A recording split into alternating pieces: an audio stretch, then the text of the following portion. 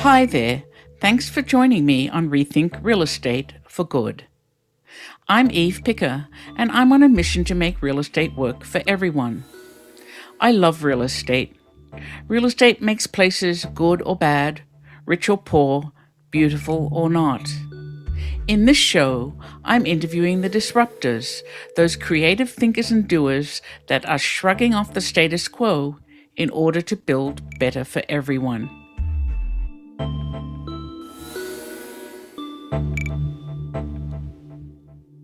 After a successful career in architecture and design in New York City, Mark Winkelman purchased a 300,000 square foot historic pajama factory.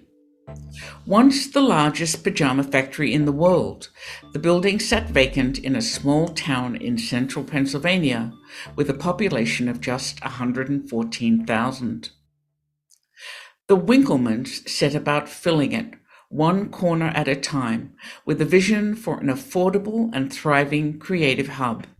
16 years later, and 60% complete, the stunning buildings are coming back to life, but there is still more to do. What was Mark's motivation? And what was his thesis? And how has it played out?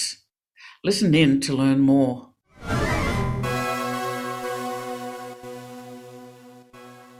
Hello, Mark. It's great to have you on my show. Good to be here. So the Pajama Factory, once the largest pajama factory in the country, now belongs to the Winkelmans. You and your wife, Suzanne, which is really a very bold move. How did you stumble upon the Pajama Factory? I had a partner. I had a bar stool buddy of mine who is a fantastic woodworker, and he got involved in some real estate in New York City, and I helped him out as an architect. So we got to know each other, and then he lost his interest in New York and moved out to a nearby town, Bloomsburg, with his wood shop, and somehow discovered the building, and ultimately he sold it to me. He knew I was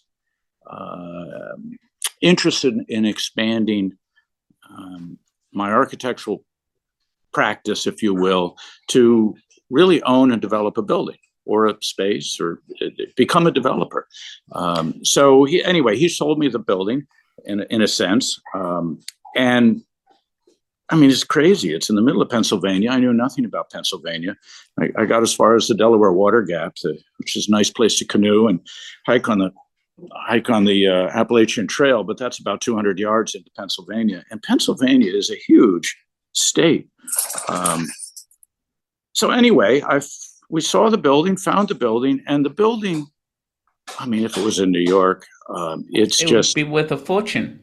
Yeah. Oh yeah, and unattainable for me to work on. But here we bought it for nothing because nobody wanted it. I mean, literally a penny on the dollar compared to New York.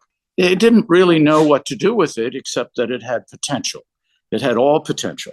The town it's in is called Williamsport, right? Williamsport. That's correct. And it's pretty well central PA, central north. North central PA. Yeah. It's an hour and a half from Harrisburg, the capital. The closest town is Elmira, New York. It's so New York is about a 3-hour drive. Pittsburgh's a 3 or 4 hour drive. Toronto's a 3-hour drive. It's kind of in the middle. All the locals here say it's in the middle of the universe, and I actually call it the middle of nowhere because it's quite removed and there's no public transportation. There are challenges. But the thing I ultimately like about Williamsport is the fact that it's isolated, and because it's isolated, everything is here. And my only experience in the past was suburbia in New Jersey, which is where I grew up, which was vacuous, and New York City, which is exciting. It has everything, but ultimately it becomes very inconvenient. Everything is so convenient in Williamsport. And they have a steel industry down the street that produced the beams for the new Tappan Zee Bridge.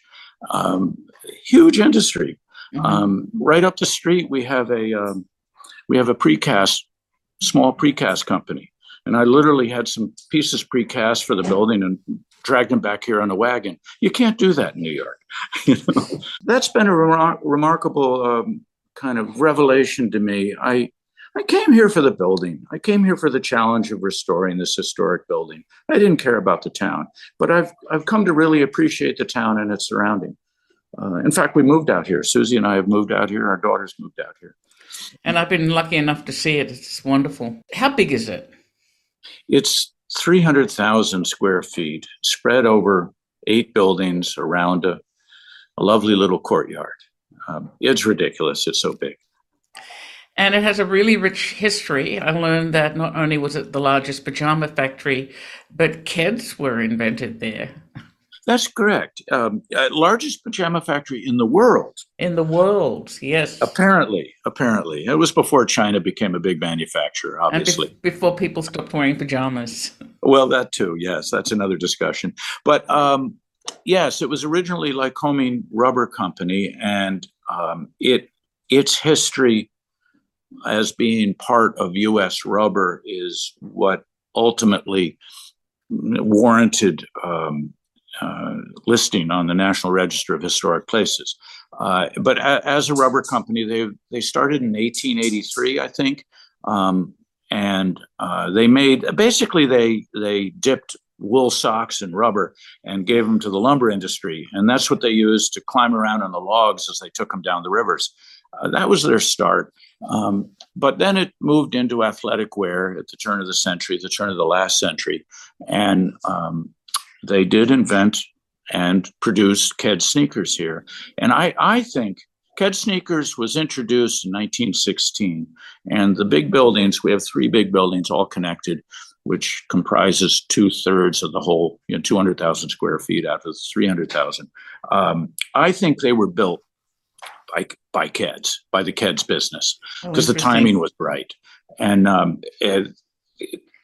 Keds claims accurately that they were the first mass-produced sneaker. Converse came out at the same time with their sneakers, and approximately the same time. And Converse claims that they are the first sneaker mass-produced, as opposed to the first mass-produced sneaker. In other words, Converse got up and going and produced their sneaker before Keds did, but Keds was introduced before Converse.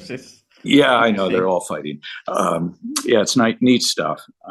So they were here for 15 years, I guess, and it was early in the Depression that they consolidated their operations, their shoemaking operations in Connecticut. And they continued to own this building for another 20 years, but sublet it out to small shoemaking companies and garment, the garment world. Light industrial, yeah. Yes. And Weldon's Well Done Pajamas is the company that grew and ultimately bought the building in 1950. And I will say that we've got some examples of their pajamas around. And they were very nice. Not for me, but whatever. They're very nice. They were well done, but their architectural work on the complex was not well done at all. It's really terrible. So now you have the building, right? And I've seen it, and I know you preserve and honor that history. How did your vision evolve? What did you decide to do, and how long did it take to figure that out? I had a friend of mine in New York who was involved with us from the beginning, another friend, not the one who introduced me to the building, but really smart guy. He was in marketing and very thoughtful. And he and I were talking about this. And the original idea was that we would bring Philadelphia and New York artists out here. The property is cheap and inexpensive, and it's neat, but that didn't happen. That was our goal, is to bring folks. And my buddy, being smart the way he is, he says, you need a there. You need something to exist before you can attract folks. And you have a vision, but they're not going to come for the vision. They're going to come for the fact. So we had a kind of a rough time. Like, well, how's this happen? The other thing he did that was critical was he and I developed the idea of building a community. And it was the community idea that is the value added for the building. He accurately suggested that if we just try to advertise space based on price, it's a downward spiral. You got to have something else. And it was community. So we start to nurture that idea. And it's taken time. It takes a lot of time. So, how does your architectural background influence this project? I mean, you've had a long career and probably learned some things in Tokyo where you spent some time. Oh, my goodness. Yes. Yeah. Well, what is it? I mean, first you need a love of the building, and then have confidence that you're not alone with that love, and then respect that. And so, yeah. I want to chime in. I saw that respect when I was there because you dismantled, old bathrooms and have reused the beautiful slate as countertops. And I saw even, the shower rods were old bits of metal pipe that had obviously come from somewhere in the building. So to me, it looks like a building that's being dismantled a little and sort of shoved back around like a jigsaw puzzle into something slightly different. Yeah. A little steampunk, a little recycle, little homegrown, all of that. We do it all in-house. I think that's kind of key, is that we've developed an in-house team. You can't specify recycle it as an architect. No. It's but if you got a pipe and you got a pipe threader, you can make something up as you go. And we've been doing a lot of that. And I like that. That's part of what I enjoy doing. I'm a ceramist. I deal with little things and I deal with big things, and I like craft, and I want to put craft in building. I want the design to be crafted, but then I want the product to be crafted. The hand is important. So that's been fun for me. I don't know that it's necessary to make the project successful, but right. Am I answering these questions? I don't know. Oh, yes. I can hear Suzanne cooking in the background. And we're not going to edit that out. Okay. No. So you're nudging the building, all 300,000 square feet of it, from almost vacant to a fully occupied creative hub. So how far along are you? Tell us about the activities and facilities already there. It's amazing. I just had someone come in yesterday, and I'm so excited about this. He came in, he is a luthier, and I've talked to people about a luthier. No one knows what a luthier is. What is a luthier? There we go. A luthier is someone who makes and repairs stringed instruments. That's what I remembered, yes. Yes. And so we call them a violin maker, but there's many more. Oh, yeah, string instruments. Come on, string instruments. You got lutes and basses and all sorts of things, yeah. Okay. Yes. So anyway, he's involved. He's a co-president of an international luthiers organization that meets once a year at Oberlin in Ohio. And I guess there's a big music program out there, and they've been very supportive of this organization. But they shut down for the pandemic because nobody could travel, and then Oberlin informed them that they can't use the facilities that they've used for 3 decades now because it's under construction. So he's scratching his head. Well, maybe we should do it in Williamsport. And he gave me a call, and I showed him around. We have the wood shop so they can cut pieces of wood and work on their luthing. I don't know, whatever they do. And we have the Clear Story event space, which he thinks is magnificent. It is gorgeous. They have 60 people that are going to come from around the world, and everybody from somebody who's just entering the field for a couple of years in to guys have been doing it for decades and get pushed around in a wheelchair. The whole spectrum from all over the world, 60 folks are going to come into town, I hope. And this fellow and the head of the wood shop got talking, and they immediately got down to what kind of hand plane they like and why, and what is the angle of the blade on that plane. And, that's the number 3, not the number 2 from that manufacturer. And I'm like, oh my God, this is too good. I love that. And that's, that's what I'm trying to build here, is this collaborative opportunity for folks. There's no requirements. You can go be a hermit in your studio, but So that's neat. That's what's going on there. But that's one end of the spectrum, this really rarefied craft. And the other end of the spectrum is we have tonight, we have a pro wrestling match in that room. I mean, you can't make this up. You also have a volunteer bike recycling shop. Yes, we do. I don't remember what else is there.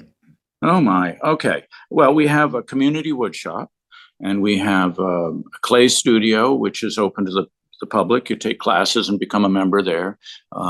We have a dark room, old school dark room, mostly working on experimental systems, old ways to develop film and paper. And we have the coffee roaster and a pasta maker and the coffee roaster makes great pastries. Oh yeah, yes, yes. And then lots and lots of studio spaces with small businesses, marketing folks, and artists, and lots of photographers because the windows are massive and have a really interesting diffusing glass from the early days, which creates great light in the spaces. So we've got lots of photographers. And residents, right? Yes, we do. We have residents, maybe a dozen. We want to put in another 60 residents. Low end, lower cost, basic room with the toilet, if you will, for cheap artist lofts. It's a lot more than a room than a toilet. They're really spectacular, tall ceilings. Some of them can be. Yeah. Yes. Some of them can be, but I want to make some really inexpensive ones and attract the artists. And maybe they move up, maybe they don't, or maybe the folks that live in the nice spaces on the top floor buy the artwork from downstairs. I don't know. So, Mark, most developers look for anchor tenants for very large projects like this because then that brings additional tenants along. What's your approach to that? I have not found that to be useful at all, which has created a problem with the banks. I have found we have one bigger tenant, and he uses rent for his cash flow management, which is a problem. We have 160 spaces rented, all small, otherwise all small tenants.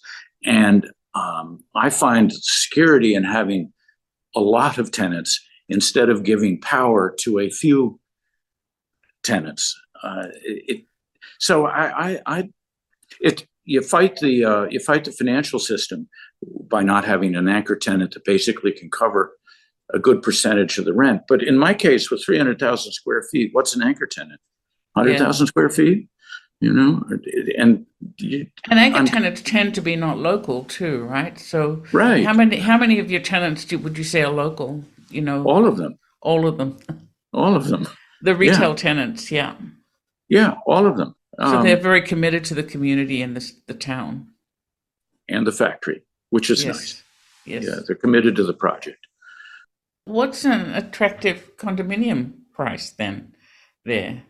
There's no history out here, so it remains to be seen. I'm hoping to produce finished lofts on the top floor for $200 a square foot.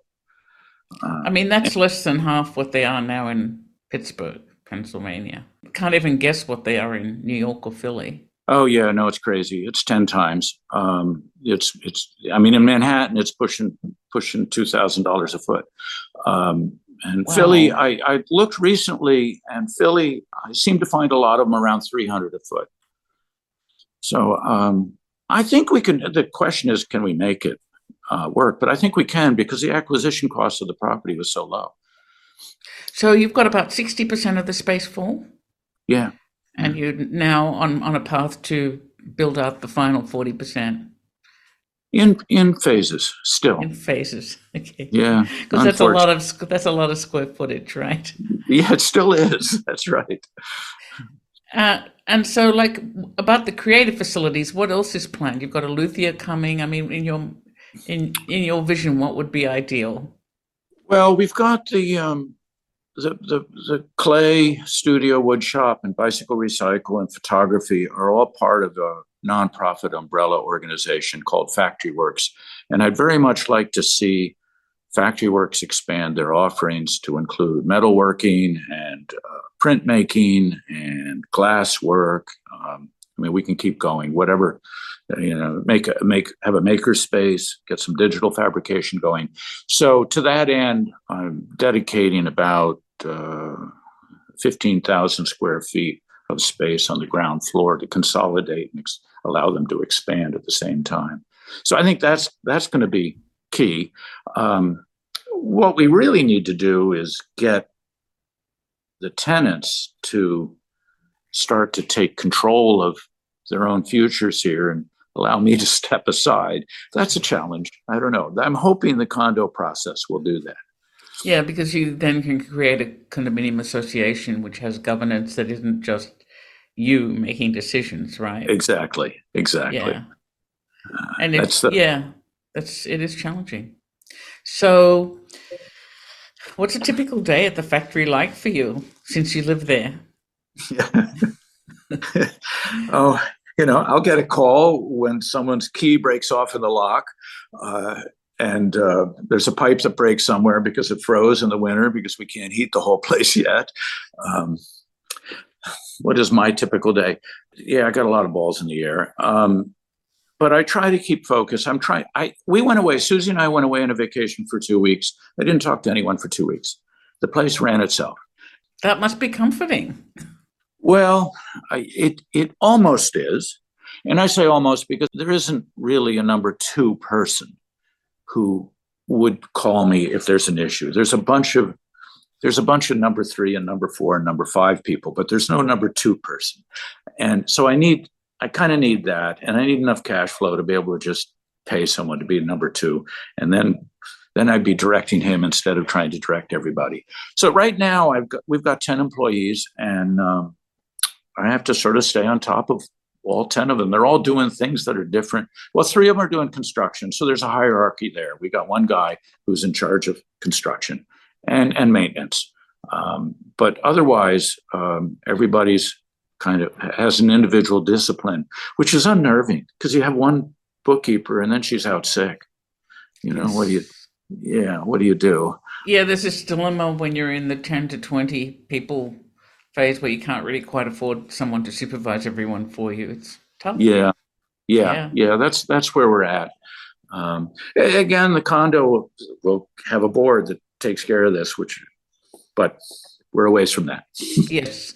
What aspects of the project have been the most delightful and rewarding for you? Yeah, that's a good question. What part of the spaghetti sauce is your favorite? Okay, I'll move on. What's been the most challenging then? Fair. Money. Money has been the most challenging. And coming from New York, money's around. You have a viable project, you put something together, you can find money. At least that's my understanding. But out here, we're breaking all the rules, and it seems to stack up against any kind of conventional financing. I think the biggest problem with this small town that continues to lose population is that real estate values at best are stagnant. How does a bank assess the value, right? There's no like-kind property at all. That's another problem. But yes, there's so we have cash flow now, but why would a bank want to invest for 30 years in a dying town? Or 25 years or 20 years. It's a big burden. So they're very conservative about when they invest. So they're looking at 50 or 60% loan to value ratios instead of 80, 90%. And the appraisers put a very conservative capitalization rate, depending on whether you're on the receiving or sending end there, but they use a cap rate of 10. So you got these hurdles. You can't get the cash flow to at a cap rate 10 to support significant debt. But you've done it, right? Well, we had help when we bought it. There was a very aggressive banker before the regulations changed, before the financial crisis. We bought it just before the financial crisis in 07, 08. And the regulations have hamstrung the bankers in many ways. But we bought it before that, so we got a loan before that, and they had the town had an economic development person on staff, and the banker worked with them, and therefore the mayor at the time, and we got a loan. It was a small amount ultimately, but it was enough for us to get involved. We got a $600,000 low interest loan from the state through the city. So that got us going, but we've had nothing since then. Oh wow! Yeah, you have gotten a grant from the state. the state. Yes, I know. It's interesting. The biggest challenge has been to convince the local administration folks, the local city government, that we're good guys. And it seems natural to me, but that it's been very, very difficult. I think we're coming around now because there's enough of a chorus out there with all of our tenants and all the events that we have here, enough of a chorus that's very supportive that I think they're beginning to come around. But the new mayor is difficult. He's not much of a leader right now on any front. It's tough. So do you think your project has influenced the perception of Williamsport? It's a lot of square feet in a small town. It's beginning to. There's a number of tenants that have moved back to or stayed in Williamsport because of the pajama factory. And of course, they talk about that. So to others. So, yeah, I mean, that's what's most exciting, I think. That's the part that I find most exciting, and the part that's most surprising when I bought the building. It's a bunch of bricks and windows. I'll fix it up and we'll get it occupied. But now we're changing a town, and that's very exciting. So it's economic development. Yeah, absolutely. Yeah. So you've also listed a raise, which was launched yesterday on smallchange.co to raise funds for this next building phase that you're going through. Is this partly the reason why it's too hard to find, I don't even know what normal money is. I'm not sure I should say that, but it's very difficult. I mean, I've worked with other developers who have similar problems. Anytime a project is out of a city and unusual, it is almost impossible to get institutional financing. So you're not alone, although that doesn't really make it better. What I've found is you can get institutional financing, maybe, for your facility, for your project as it sits. So I got financing based on our new cash flow, and new appraisal, and they made sure that there was enough cash flow to pay for the financing. There was nothing for development. So that any development has to be money has to be obtained outside of, and that's where small change is going to help us. In the past, I've approached some friends and family, and that's gotten us going. But I love the way the small change works, and I think it's going to do a lot to publicize what we're doing here in town.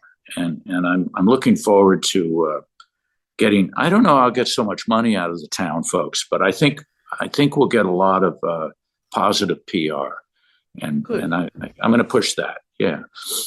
Good. So, and what will this next round of funding build? Along with I know you have funds from the state as well, a grant. So, what are you planning?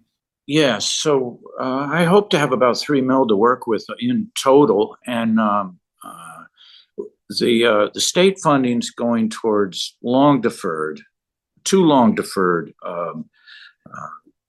maintenance issues like roofing, parking lots, HVAC systems, the stuff that doesn't pay rent. Every time, because we can only get money based on rent roll, every penny that I got from a bank or development went into developing rent roll. And hell with the roof right now. I need rent roll. But now we've got some free money coming, not free, it's grant money. A lot of brain cells get expended when you work with these grants. But anyway, I'm going to use the grant money to secure the building at this point. That's very exciting. But then there's some more money left over, I hope, and that's going to go towards Well, my favorite project, and it's probably for personal reasons, is our beer garden on the roof. I want to use Now, is it the beer or the garden, Mark? the beer, of course. Well, it's going to be what I can do in the afternoon when I can't drink coffee. Time to go upstairs. The roof is amazing. It's so beautiful up there. You're in a valley, in a green valley, and you're above all the trees and all the other buildings. You can see all the way downtown. The sun sets off to the west, right off the roof, and we're putting a kind of a guest bar up there. And we're going to use the beer garden to, I hope, attract a craft brewer. And then the craft brewer is going to move in downstairs. I've got 6,000 square feet of space dedicated to a brewery. And then I'm hoping that the activity with our new parking lot out front and the craft brewery downstairs, I hope that activity generates some interest for the restaurant. So then we really start to have an ecosystem here that's pretty complete. And I just need to do that before I'm in my walker, because I have to get this happening. I don't think that's ever going to happen, or not soon. So what advice do you have for anyone contemplating a similar project? Call me.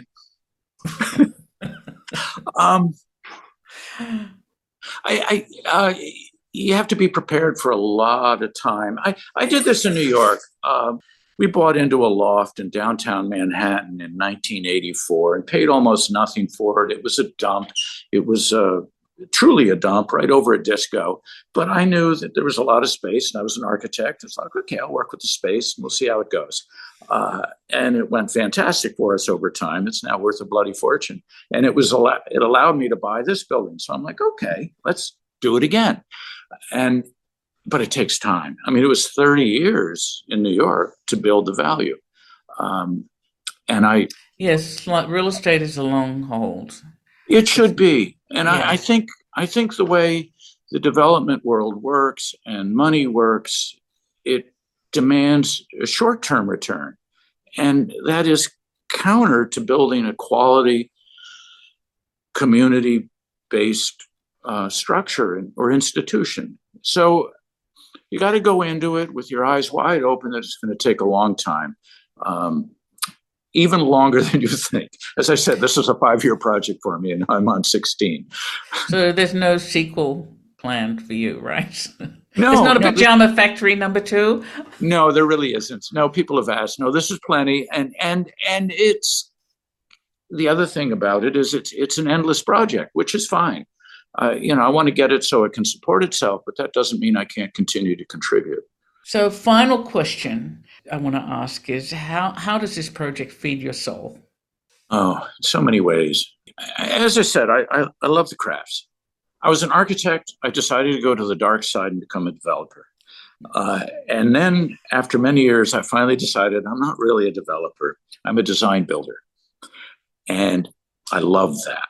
I love getting my hands dirty, being right there with people doing work, trying to figure out problems. I mean, that's what I love to do. I also love people. I love to meet them. I love to introduce them. I love to find out what makes them tick. And I think the combination of the two has been essential for the success we've had to date. Well, Mark, it's a pretty rare developer that puts so much soul into their project. As you know, our cities are filled with soulless buildings. All the more now. Yes. So I really appreciate what you're doing and thoroughly enjoyed talking to you. I hope the race goes gangbusters. Yeah, good. Yes, I do too. And I'll be pushing it and rewarding everyone who helps.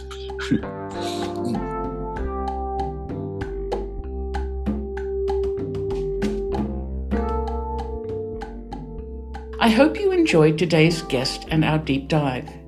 You can find out more about this episode or others you might have missed on the show notes page at rethinkrealestateforgood.co. There's lots to listen to there.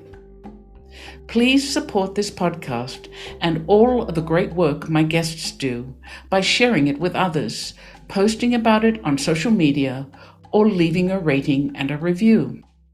To catch all the latest from me, you can follow me on LinkedIn. Even better, if you're ready to dabble in some impact investing, head on over to smallchange.co, where I spend most of my time. A special thanks to David Allardyce for his excellent editing of this podcast and original music. And a big thanks to you for spending your time with me today. We'll talk again soon, but for now, this is Eve Picker signing off to go make some change.